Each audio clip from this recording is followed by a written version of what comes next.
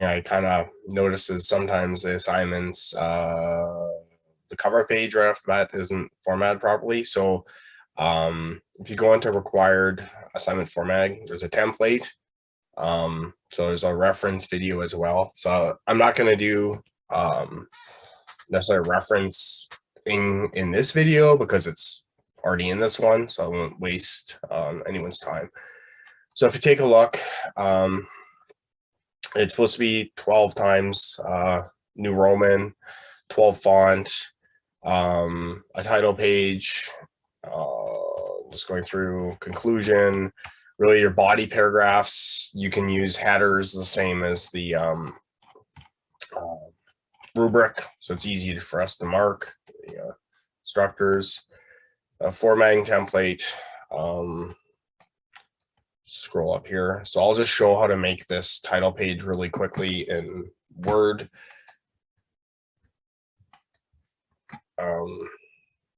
So how we do this is if we go into insert, number, page number, top of page, you can go like that, and then it's there. Then you can just put your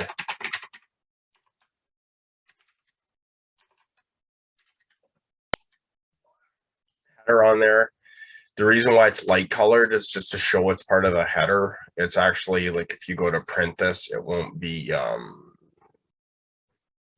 it won't look like that.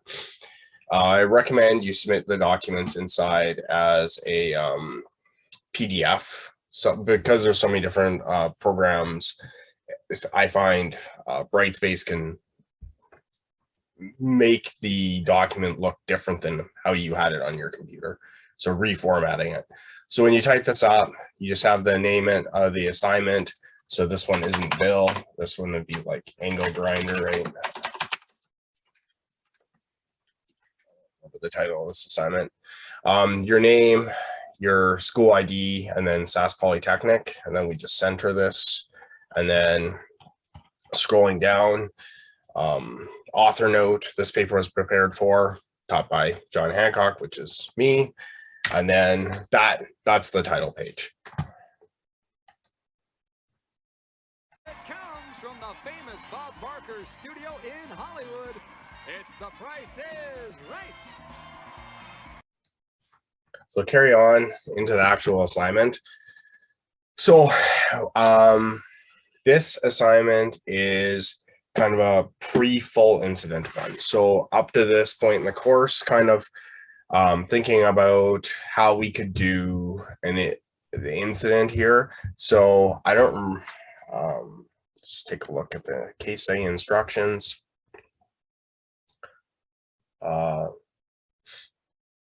So looks like an angle grinder burst.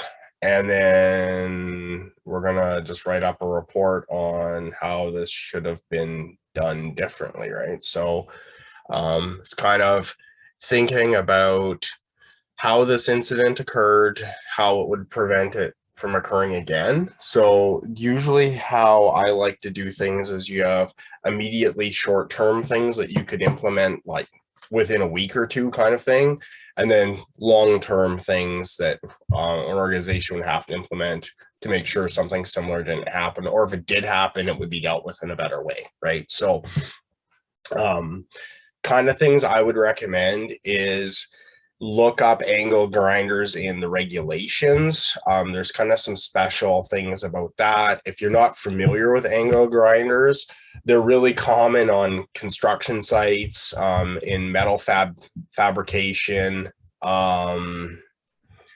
even just for home use. They're really good for cutting metal. They're good for cutting bricks. They're they are very fast at cutting, very, very fast at cutting. So, but they are extremely dangerous, and I don't want to make people nauseated, but there's tons and tons of stories about angle grinders bursting and going into bone or into people's faces and stuff because they're not wearing the right protection. They're not using the angle grinder correctly. I'm not saying that occurred in this case. That's something you're going to have to look into. But just because the diversity in this program is a lot of people don't probably might not have worked with angle grinders, there's a few things I would recommend doing is like look up at the CCOHS, how you're supposed to properly use an angle grinder.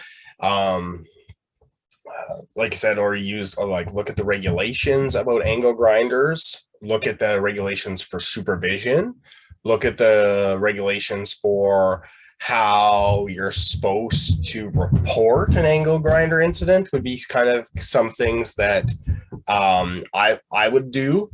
The other thing is an incident investigation for this has not been done, right? So so those are some things. So I'm just looking at the rubric right now. So again, introduction, at most I would have as 5 sentences because like if you're looking at the weighting of this paper, the evidence is like summarizing the evidence again is about 12. So you have 3 marks each. So again, you probably only need 3 or 4 sentences at most to describe each one of these kind of situations to get the full 12. Hazard identification. Hopefully you guys have done the risk course. If you haven't, use the hierarchy of controls to outline ideas. So let's take a look at this. So like, and here's the thing, at a metal fab shop or a place that makes barbecues, they're not going to be able to eliminate all the angle grinding cuts, but there's some thought processes on, and this is like very specific background, so I'm going to just give you a hint on that, is that they should be looking at how often they're using the angle grinders to cut. Sorry, I stumbled my words there. Is because there's a couple of solutions that like I'll throw out that maybe aren't intuitive, right? Is if they're leaving material outside and they're using the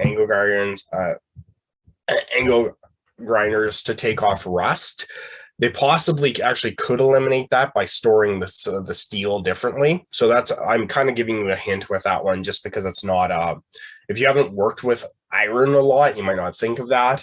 And then also like how we're getting the items in from the supplier might also eliminate that sometimes. So then if you take a look at this, substitution, possibly that's something you'll have to think about. Isolating people from the hazard, well, think about that one too. Administration of controls, for surely, I'm sure you can think of some points here, right? So like that's kind of where the bulk of the marks are coming from if we take a look at this. So what I would try to do is minimum 5 deficiencies and then put it under these categories. So I would have a title of like in your Word document, just give me a sec. So if we go down here,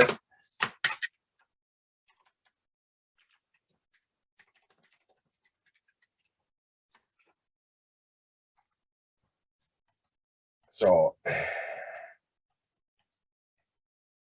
some people like doing it this way on the side. For this, I'd almost do it this way if I was me. For this paper, is put these ones in the like center it. Do something wrong there. Should just go to center it. Use this, and then put the tab in, so it's messed up.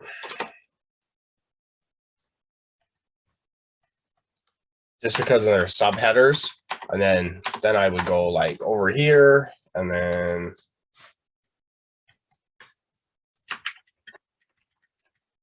so the subheader could be on the the right, or sorry, the left.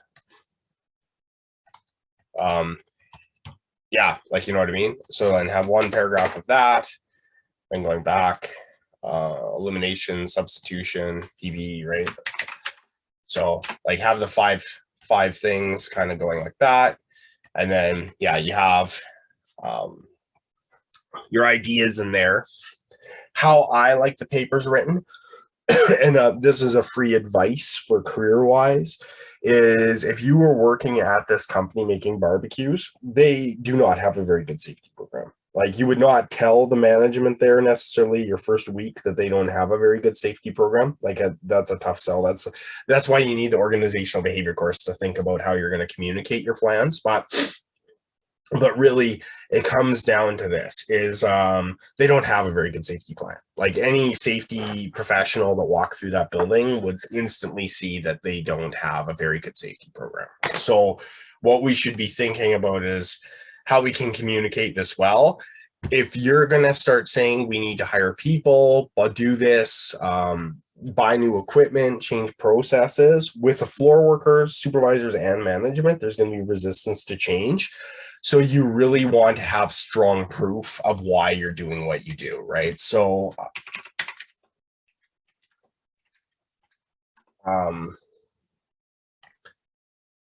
really you're, even if you've worked with angle grinders for years and the supervisors and the workers at this place have as well, like, why did this incident occur, right? So what I would be doing is using this reference to go over kind of what your ideas are. And there, you don't have to use a CCOHS, but I mean, there's lots of, it's a reputable website, right? So like, that's what I would do is you start, this is what we should do, this is why, this is what we should do, this is why, kind of. You don't need to write it exactly with those words, but that's the mindset you should be having. If you're saying, I think we should do this, like, that's not a very well written paragraph.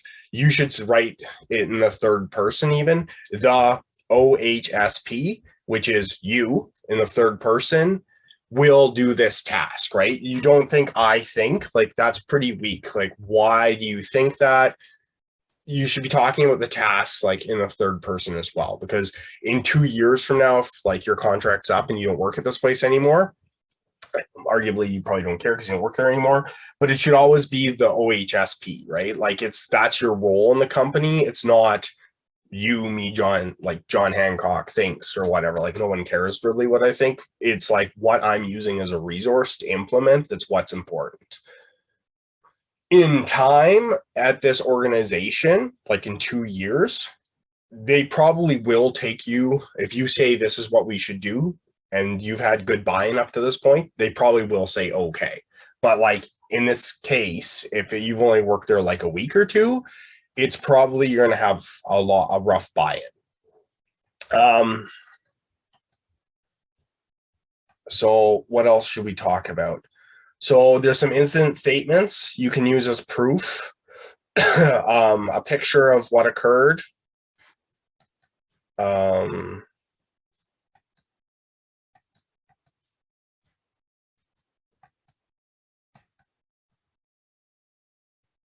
else is here? A map, so it'll describe the location.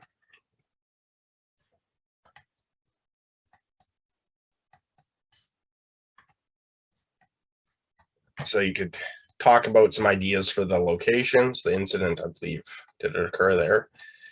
Yeah, and then so you'll have to talk about maybe some ideas about if there is an incident, what's there, what else isn't there, how is this treated? Did people have first aid? Those are some hints there. Do the supervisors have supervisor training? If you don't know, the WCB, like WorkSafe, through WorkSafe Saskatchewan, provides free occupational health and safety training, and they do OHC 1 and 2, and they also do supervisor training.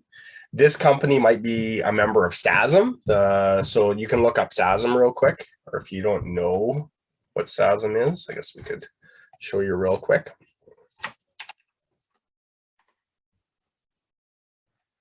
So Safety Association of Saskatchewan Manufacturers. So just really quickly, like, they offer courses too. So if they're a member of this organization, they could, there's a lot of things they could do. They can do audits too. They could do a gap analysis. So a lot of this is covered with their membership. So I'm not saying this company like Regal Barbecues needs to join SASM, but those are some ideas you definitely could flush out again. So that if you go to start talking about SASM, you have to reference the SASM website, right? And imagine there's kind of I guess from a professional standpoint, what I would always do is use third party guys to come in and do the gap analysis. Um, they'll be quite honest and tell you what's going on at the company, and management might not want to hear it the first time. And what is good about that is it's not you putting your neck out saying things are bad. It's a third party saying that things are bad and need to be improved. So, and then if your company like Regal's like, oh, this isn't fair or something. Well, I mean, other companies do pass the core audits, so it's not like impossible to do, right? So those are some kind of ideas there that maybe you haven't experienced before. And yeah, and then I want you to fill out an incident form based off the information. Often at companies that are kind of, how do they say politically correctly, on the start of their safety journey, they'll not fill out incident forms and they will not report them right away. And often, in worst case scenario, a week after something occurs, you'll hear about it. And especially if you think about a really big factory, you might not hear about stuff really quick. Some other stuff you could look at is that's here, the safe operating procedure for this company. It does actually have a document that they made. So if you look at this, I'll give you a hint real quick. There is something wrong with this form. So even if they did do this as a toolbox talk, there is something wrong with this. So you have to try and figure out what's possibly wrong with this form. What? PPE policy. So they do have a PP, like, so they started probably, if I was going to guess, probably they had somebody that worked in safety before and they either quit or they're downsized at some point. And then that's kind of, the people started getting Regal ready to actually be a safer company and then they left. It would be my guess based off of these sheets being there, or they had a consultant come in. Would be probably some of my guesses on what the current state of the company is. They have a safety poster. One thing you should start looking for is, when did this incident occur and when did they start recording that they had done stuff? And often at companies, they'll do toolbox talks after an incident occurs. So those are kind of things you should be looking for as well. Yeah, and then if you have the text, please read chapter 5 of Practical Loss Control. It's got a lot of ideas on how to probably apply this case to using the textbook. And I don't want to solve all of the situations for you. And again, the formatting guide's there, referencing.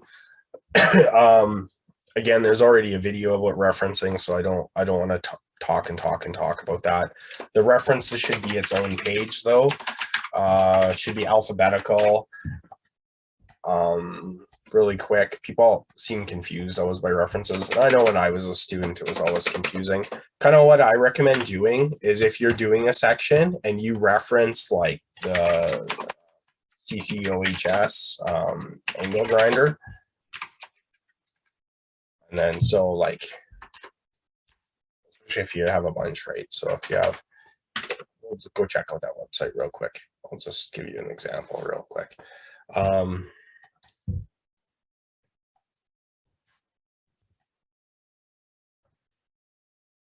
It was last updated 2021.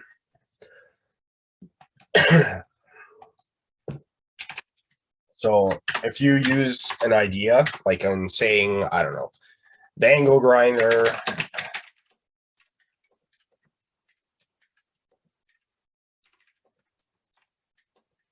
so I know this isn't PPE, but we'll just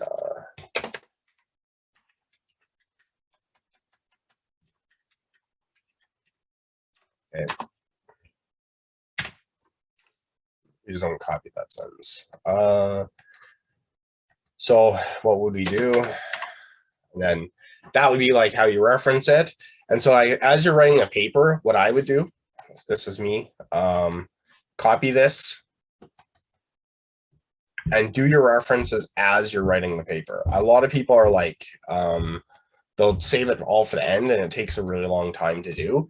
So instead, if you just even throw it in here,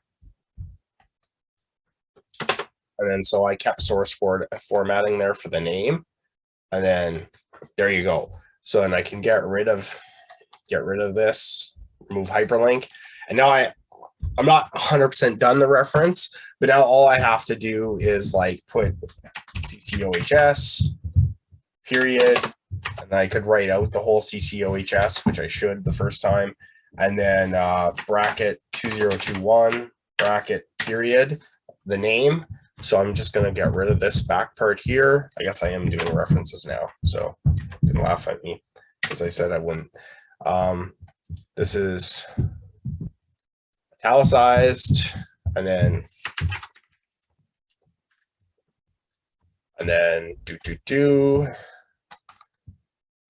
paragraph special hanging. Okay, so and then CCOHS, what's his actual name? Scroll up here, Canadian Center for Occupational Health and Safety, right? So let's just put that in the front.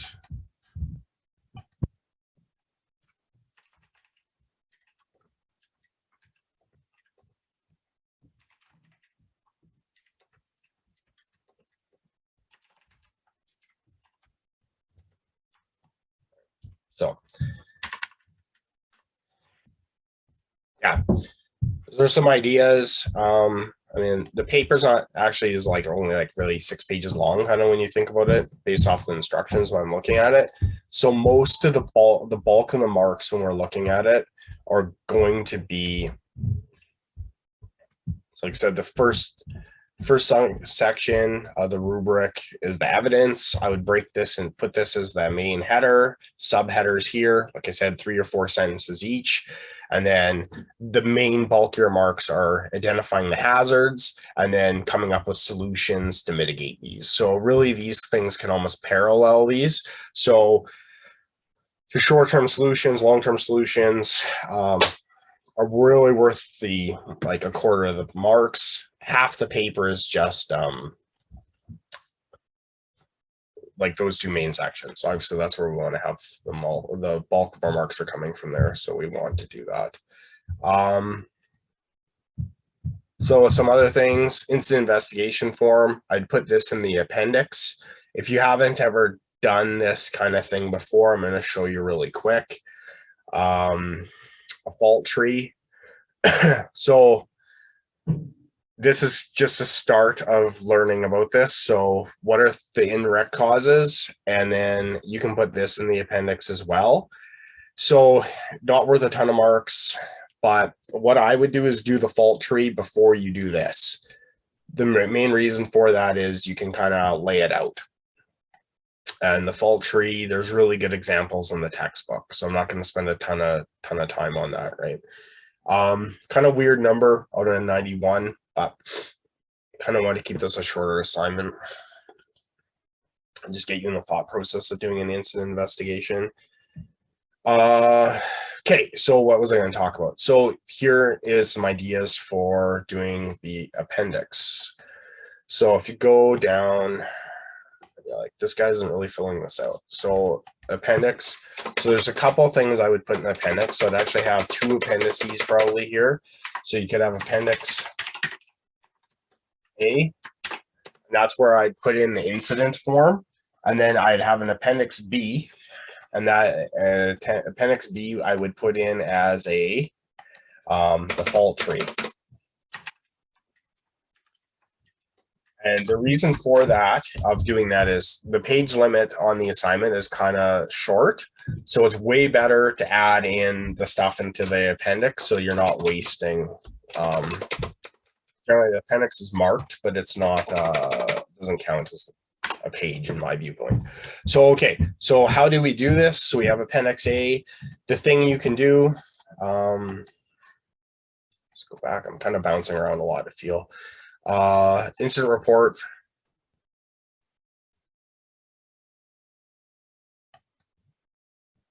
Ugh. Well, that's good to check this.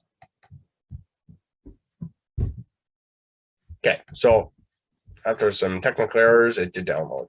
So this is a very brief incident investigation form. I'd like you to fill it out for this incident, who the guy was, the date, where he was injured, how this incident occurred, who the supervisor was. Just fill this out based off the information provided in the assignment. And then, this is in some of the videos I've made, but I don't know which classes people have taken or not. So you can go into here. And this is, you can merge the files too. Like, it depends on your skill set on how you can merge PDFs too. It's something I've never really talked about, but what I would do is once you filled this out, because you can just write on this, like the incident investigation reports. I had a boss who really liked them filled out on the computer system. The reality on the production floor, I had a much higher rate of people finishing them if they just filled them out using pen and paper, and then I scanned them and saved them. So, so then the idea is snip and sketch. So if you just want to print this out and fill it out by hand, that's fine too. Save. So screenshot and then save to the desktop. And then we reopen the Word file, insert pictures from this device, desktop.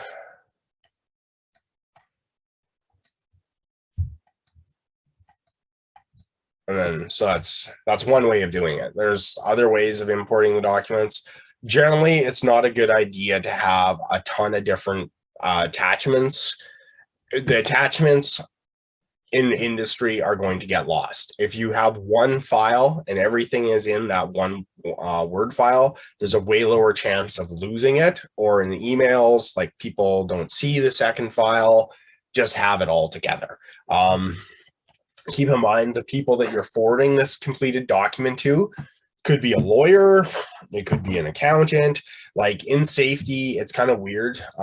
Safety doesn't, big companies will be its own department. At smaller companies, it might be in HR, it might be in facilities, it might be in a totally different department as well. Like I worked for an accountant before. He just inherited the safety department kind of. So again, like these guys are really busy. They don't want to be opening up multiple files. So like it's a good practice to learn how to merge your document into one thing. So that's one. So you have an incident investigation form and your fault tree. If you want to, I have a video on how to make this, but I could do it right now as well. And you can put it just into Word. So insert shapes. So you can insert a text box and then insert shapes. I like the bigger arrows. So here you go.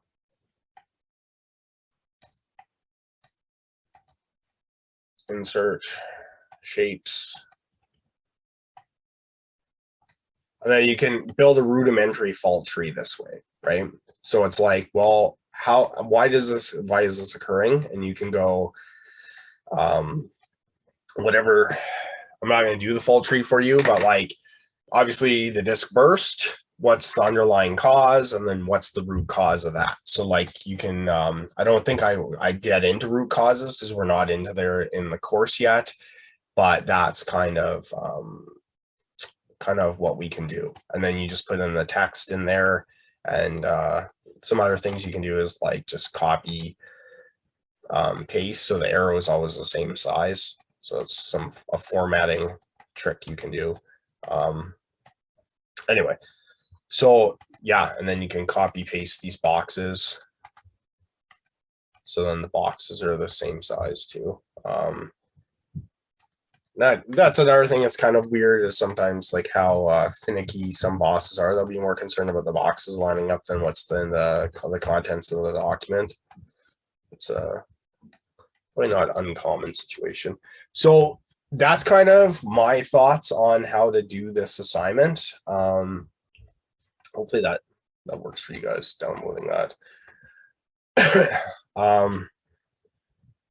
There's incident statements. That's incident statements I would use to with the incident report form. So just use that to fill out. So take a look at this. Oh, conflict of interest. Dean Ogren should not be writing his own report, right? So these are the main people in the incident, and then you can kind of summarize what you summarize what they're saying onto that one form. And like I said, you don't have to type it up if you don't want. You can just write it on there and then take a screenshot of it, either scan it or you can take a picture of it with your phone and upload it onto the Word document. Those are some down Cartoons, huh? I can put a stop to that. because things can get really busy really quickly. So yeah, those are some ideas to have, some parallel things. If you're not using colons, don't use colons throughout the whole thing. Yeah, the main thing I'd like you to do is start thinking always about your role in the company. You are the OHSP. Do not write I think or anything like that. So I'll reiterate that again. Also in the introduction, do not start the document this paper. Please do not do that. Just describe the situation. There was an incident, what occurred? You do not need to say this paper. Like, I know hardly anyone reads newspapers anymore, but it's like you wouldn't read a newspaper or like a textbook wouldn't say this textbook is like, you know, it's just not normally done that way. Like you just start describing the situation. You don't need to say what this document is, right? Other things, always indent the start of the paper.